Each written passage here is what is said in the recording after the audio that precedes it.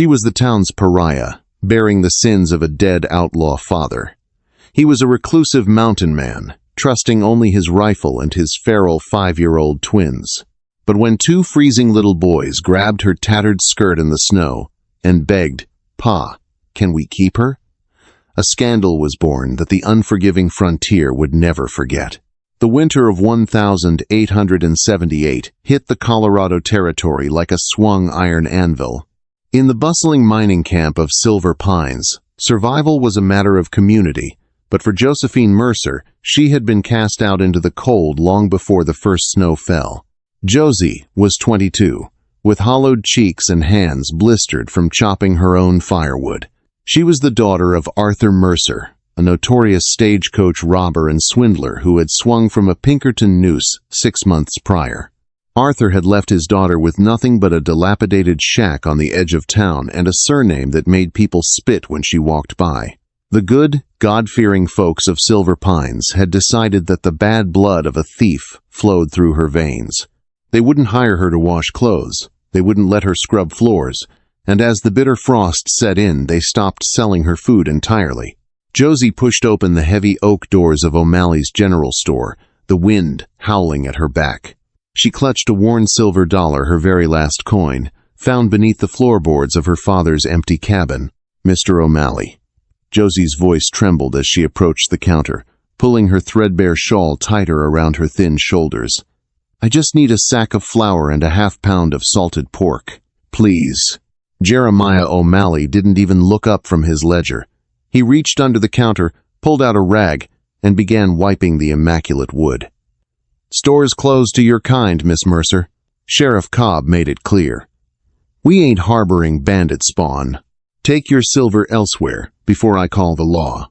"There is nowhere else," Josie whispered, tears of absolute desperation freezing on her eyelashes. "I haven't eaten in 4 days. Then I suggest you ride out. Maybe join up with whatever vermin your daddy rode with," spat Mrs. Gable, the town's wealthiest busybody, who was browsing the bolts of calico near the stove. "You've got a lot of nerve showing your face here." Defeated, Josie turned and walked back out into the blistering cold. The wind cut through her thin cotton dress like shattered glass. She stumbled toward the alleyway beside the mercantile, collapsing onto a stack of frozen shipping crates, burying her face in her hands. She was going to die here. The town was going to let her freeze to death, and they would likely sing hymns while she did. Inside the store, the bell above the door jingled violently. The heavy, unmistakable thud of snow-crusted leather boots echoed across the floorboards. Emmett Caldwell had come down from the high peaks. Emmett was a giant of a man, clad in a heavy buffalo hide coat, smelling of pine resin, wood smoke, and raw wilderness. A thick, dark beard framed a face carved by grief and harsh weather. 3 years ago, he had lost his wife to the mountain fever, leaving him to raise their twin boys alone at his remote trapping cabin on Widow's Peak. He only came to town twice a year to trade his pelts for supplies, and he despised every minute he spent among civilized folk. Trailing behind his massive frame were 5-year-old Caleb and Cody. The boys were completely wild. They wore oversized wool coats, their hair was long and unkempt, and they looked at the townspeople with the suspicious, wide eyes of cornered coyotes. "Keep your hands on the counter, boys," Emmett rumbled, his voice like grinding stones. He dropped a massive stack of prime beaver and fox pelts onto O'Malley's counter. "Flour, sugar, coffee, salt, and whatever boots you have that'll fit these two. Make it quick." While O'Malley nervously tallied the furs, the twins grew restless. Town was boring, loud, and smelled like horse manure. Caleb, the bolder of the two, nudged his brother, and together they slipped out the front door into the snow while their father argued over the price of sugar. The boys wandered around the side of the building, kicking at the ice, until Cody stopped dead in his tracks. Huddled against the crates was a woman. She was shivering so violently that her teeth clicked, her lips a dangerous shade of blue. Caleb approached her cautiously, like taming a stray dog. "Lady?" he squeaked. Josie slowly lifted her head. Through her blurred, tear-filled vision, she saw 2 identical little boys staring at her. Despite her agonizing hunger, her motherly instincts flared. They weren't wearing gloves. and their little knuckles were cherry red. She reached into her deep apron pocket and pulled out the only possession she had on her, a small wooden horse she had carved with a pocket knife to pass the lonely, starving hours. Her hands shook violently as she held it out. You shouldn't be out here without mittens, little ones," she whispered, her voice terribly weak. Cody took the wooden horse, his eyes lighting up. He stepped closer and touched Josie's frozen hand. He gasped, "You're colder than the ice on the creek." Without a second thought, the little boy unbuttoned his oversized wool coat, took it off, and clumsily draped it over Josie's shivering legs. Caleb immediately moved to her other side, wrapping his small, warm arms around her waist, trying to share his body heat. "Caleb! Cody!" The thunderous roar of Emmett Caldwell shook the alley. He rounded the corner, his Winchester rifle gripped tightly in one hand, panic in his eyes. When he saw his boys huddled around a ragged woman in the snow, his blood ran cold. "Get away from her!" Emmett barked, striding forward to snatch his sons back. But the twins didn't let go. Cody turned to his massive, intimidating father, stubbornly gripping Josie's tattered sleeve. "Pa, we can't leave her," Cody demanded, his little voice echoing in the alley. "She's freezing, and she gave me a pony." Emmett stopped, his eyes locking onto Josie. He recognized her, not her name, but the look in her eyes. It was the same hollow, desperate look a trapped animal gets right before it gives up the ghost. He saw the way the townspeople were peering out the mercantile window, pointing and whispering, offering no help to a dying woman. "She needs a fire, Pa," Caleb added, tugging on Emmett's heavy bearskin trousers. Then, looking up with complete, innocent sincerity, he asked, "Mama's gone, and she's cold. Can we keep her?" The words hung in the freezing air, heavy and impossible. Josie tried to pull away from the children, terrified of the towering mountain man standing over her. "I'm sorry," she stammered, her teeth chattering. I didn't ask them to." Emmett crouched down, his massive frame blocking the biting wind. Up close, Josie could see the silver threading through his dark hair and the deep, sorrowful lines around his eyes. He didn't look at her with the disgust the townspeople did. He looked at her with analytical precision. "You're Arthur Mercer's girl," Emmett stated flatly. It wasn't a question, it was a fact he had gleaned from the town's relentless gossip mill. "I'm not my father," Josie whispered fiercely, clinging to the last shred of her dignity. "I just wanted to buy flour." Emmett stood up, his jaw tight. He looked at his boys, who were staring up at him with expectant, demanding eyes, and then back at the mercantile window where O'Malley and Mrs. Gable were watching the spectacle with sneering judgment. Emmett Caldwell hated this town. He hated their self-righteousness. More importantly, he needed help. His traps were failing because he spent half the day making sure his wild sons didn't fall off a cliff or get eaten by a cougar. "Stand up," Emmett ordered. When Josie tried, her legs buckled. Without a word, Emmett handed his rifle to Caleb, scooped Josie up effortlessly in his thick tree-trunk arms, and carried her out of the alley. The bell to the general store jingled again, and the murmuring inside died instantly as Emmett kicked the door open, carrying the town pariah. "Caldwell, what in God's name are you doing?" Sheriff Cobb demanded, stepping out from the back room, his hand resting on his revolver. "That woman is a menace. We're running her out of Silver Pines." "She's coming with me," Emmett said, his voice booming through the quiet store. He looked down at O'Malley. "Add 2 extra blankets, 3 yards of thick wool, and a pair of women's snow boots to my tab. We're riding up to Widow's Peak." "Emmett, you've lost your mind." Mayor Harrison Briggs stepped forward, his face flushed with anger. "Her father stole $20,000 from the Territorial Bank. We have reason to believe she knows where that gold is buried. You take her up that mountain. You're harboring a fugitive of the county." Emmett's eyes narrowed into dangerous slits. "If she had $20,000, Briggs, she wouldn't be freezing to death in your alley over a sack of flour. She's coming to the peak to cook and watch my boys. Anyone who has a problem with that can take the trail up my mountain and discuss it with my Winchester." He turned on his heel and walked out, his boys trotting happily behind him. The ride up the mountain was agonizing. Josie rode in the back of Emmett's supply sled, wrapped in heavy furs, holding a heated stone to her chest. As they ascended, the town of Silver Pines disappeared beneath a thick canopy of snow-laden pines. The air grew thinner, colder, but for the first time in months, Josie felt a strange sense of safety.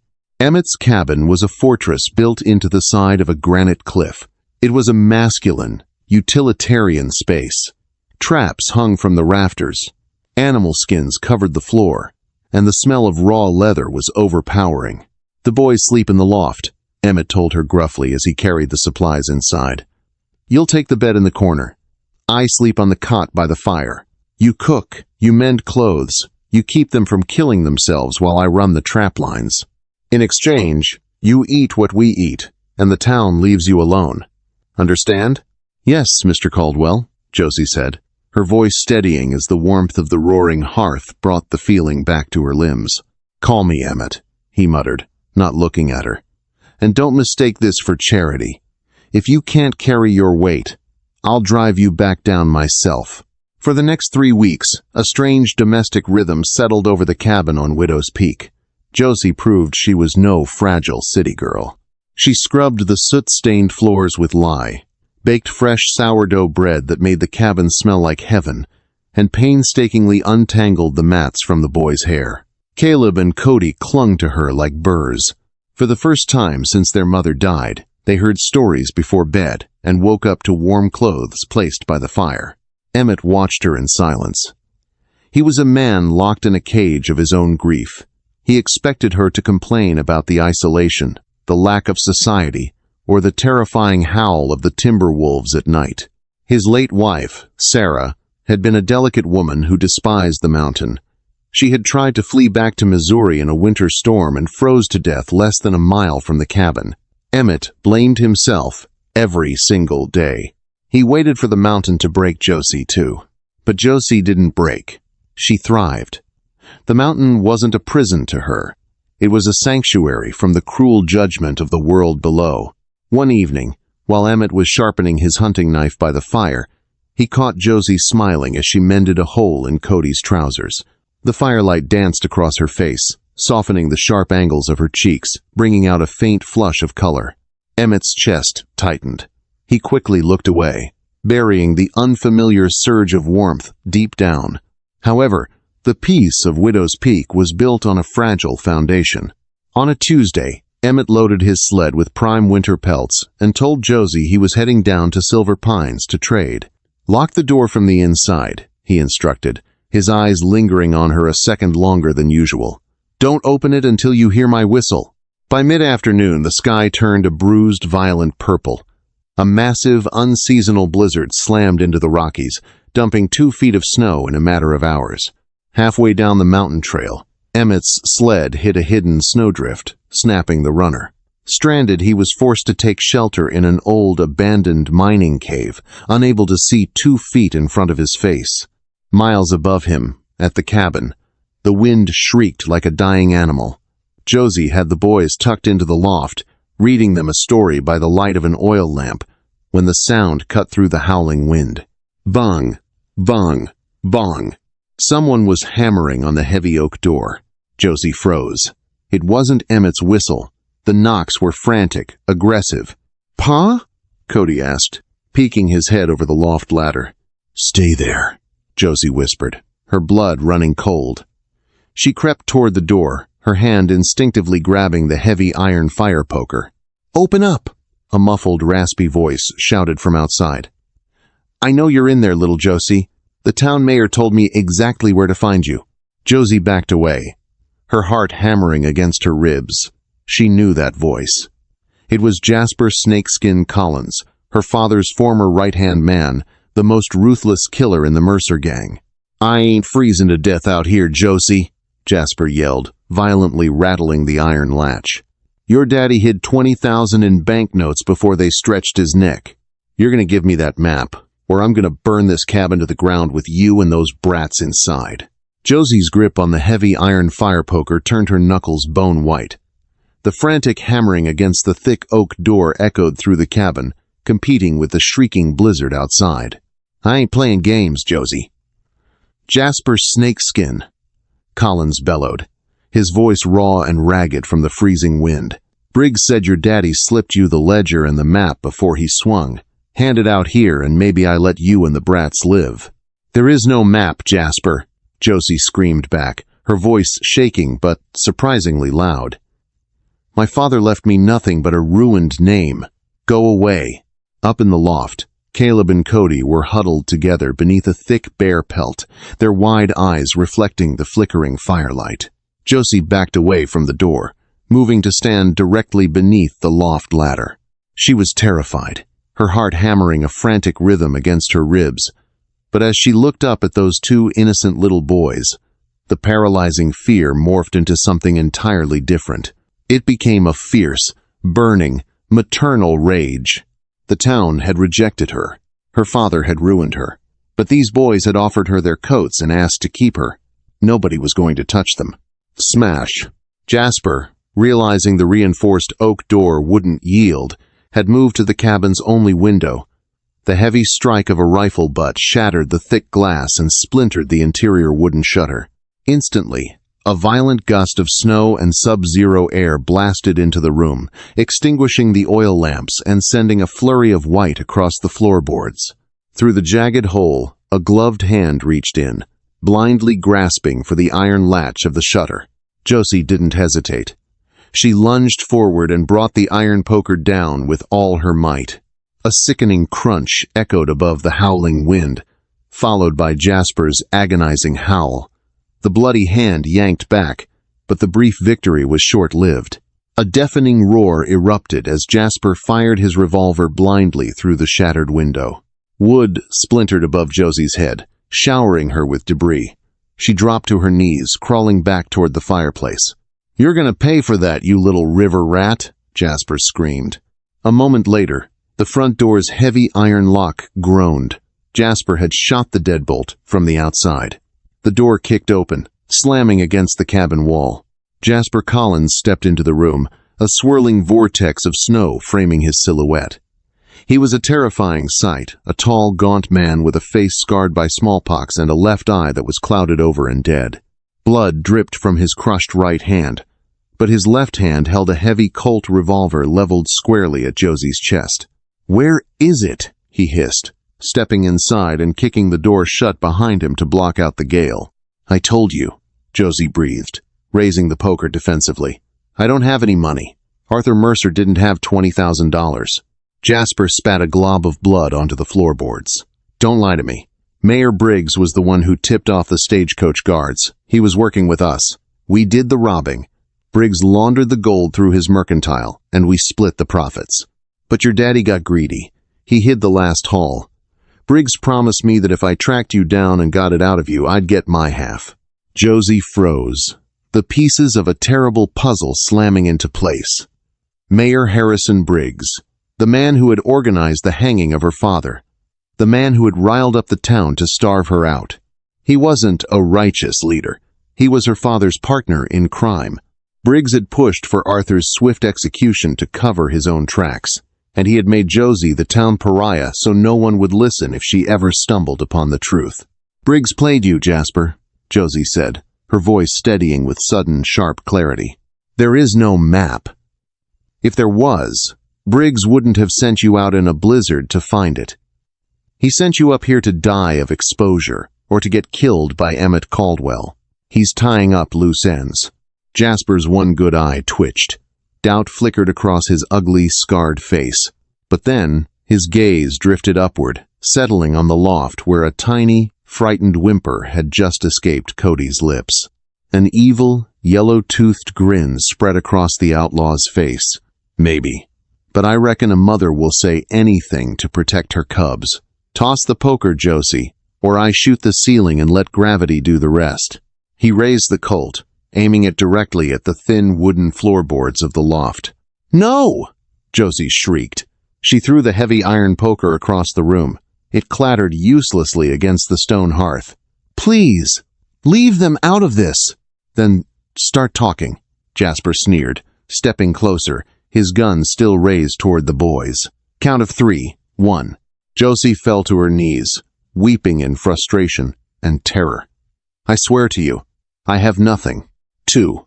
Jasper's finger tightened on the trigger.